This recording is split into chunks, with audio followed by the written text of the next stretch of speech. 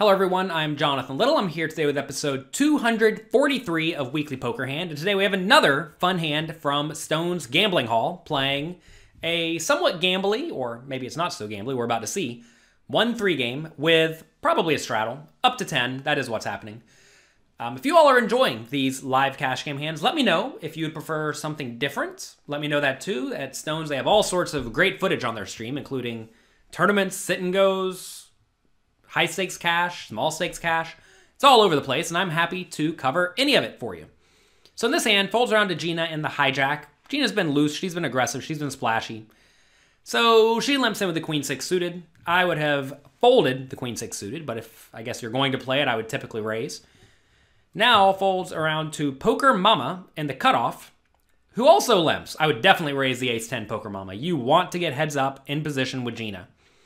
Now, Yo Teach elects to limp as well with 10-9 offsuit on the button. That's fine. Kathy folds 10-5 suited in the small blind. That's good. We have Lon McCarran who's here. That's nice.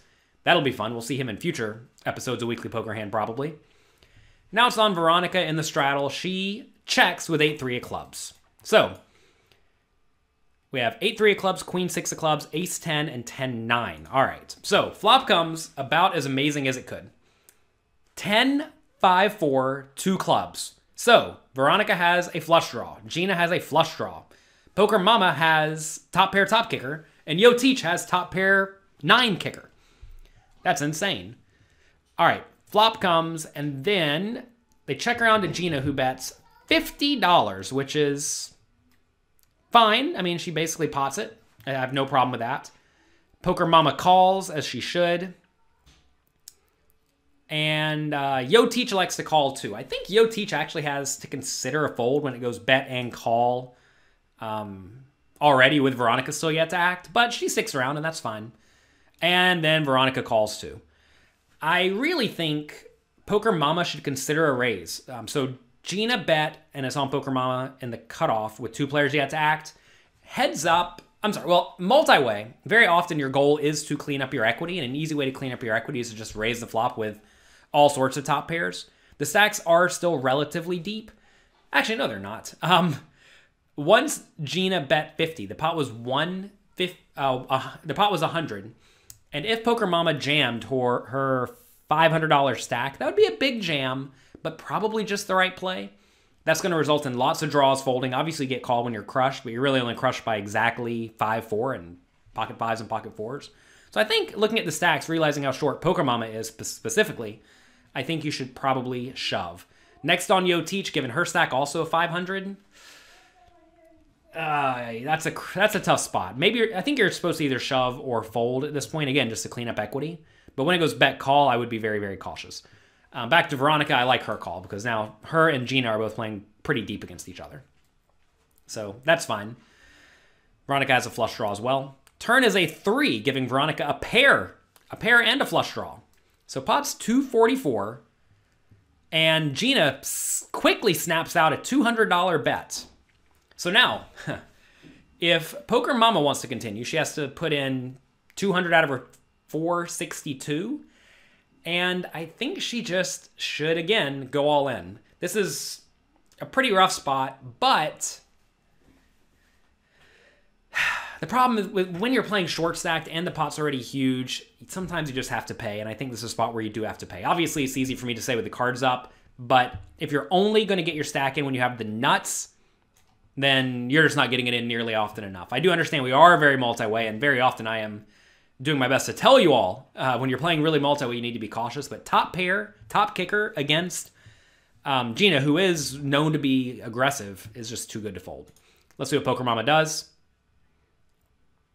She thinks it over. And to be fair, if Poker Mama does fold, then I actually think Yo Teach should go all in with her junky top pair. It's a bit of a worse spot, but I do think it's just not good enough to get it. Or it is just good enough to get it in. But wow, Poker Mama does make the snug fold. And then wow, the other top pair folds. Now it's back on Veronica. She can't fold, can she? Oh my God, well, the dealer's picking up the cards. It's 200 for Veronica with a pair and a flush draw to win what will be a 644 pot. And I think you just have to stick around in this scenario. Obviously, you're behind a lot of the time, but we do know Gina is loose and aggressive. She could just be bluffing. If you get a flush on the river, it's almost always good. That said, in this exact scenario, it worked out pretty well for Veronica, because if she did call, what's going to happen is if a flush comes, she's going to lose, right? Because Gina has the flush. And if the flush misses, Gina's very often going to bomb the river, I imagine. And if she does bomb the river, Veronica's going to fold her bottom pair. So a pretty rough spot for Veronica, actually. Probably the worst of the bunch. That said, Gina's not always going to bluff the river. And sometimes they're just good.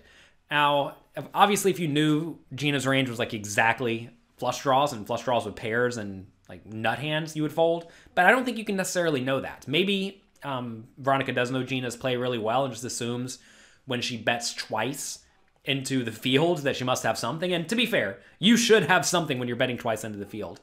But I think picking up that pair is probably just enough to make Veronica stick around. If she missed on the turn, like say the turn was a, whatever, 7 of nothing. If it was a 7, she should probably fold, because then she just has the gut shot. But I do think the pair has a little bit of value. But in this hand, wow, lots happened in this hand. 2 top pairs, 2 flush draws, yet no money went into the pot. This is disappointing for Veronica and friends. This has to be a low light of their show, and I'm embarrassed for them. But so, to recap this hand, Poker Mama should raise pre-flop with the ace-10, I think. Then on the flop, I think Poker Mama just has to shove. Once she does shove, Gina's probably going to call the flush draw. They run it out and see who wins. Or if Gina folds the flush draw, that's great, right? As played, if they get to the turn, I also think Poker Mama has to be all in. It is multi-way. It is dicey. Obviously, you could just be dead. But remember, she was only playing a 45 big blind stack or so. And the pot was big. I mean, once the pot gets big and you're playing shallow, anything reasonable is good enough. And Gina showed us how to be aggressive. Don't be afraid. If your opponents are going to be folding out top pair and folding out flush draws, you can just blast them. One of the easiest ways to succeed at poker is to make your opponents fold too much. And all you have to do that is just bet. Bet, bet, bet, raise, raise, until it becomes clear they have something. And this time she was against all sorts of stuff, and it didn't even matter. All of her opponents got out of the way. So good job for Gina on that one. I definitely like the way Gina played it. If Gina is going to be in this hand, this is a great hand to just blast with. You flop a flush draw, bet it. You turn open-ended straight draw with a flush draw, keep firing, because people will fold sometimes, and that worked this time pretty amazingly well for her. So that's going to be it for this hand today. Thanks again for being here at Weekly Poker Hand. If you like this podcast, please share it with your friends. I put a lot of work into this. We're on episode 243. It's a long time, but I'm happy to do it for all of you, because I know that when I was first starting to play poker, I would have loved something like this, and I try to create things that I know that I would have put to good use whenever I was coming up. So get out there, share it, help me out a little bit, and it'll work out for everyone. Good luck in your games, and I'll talk to you next week.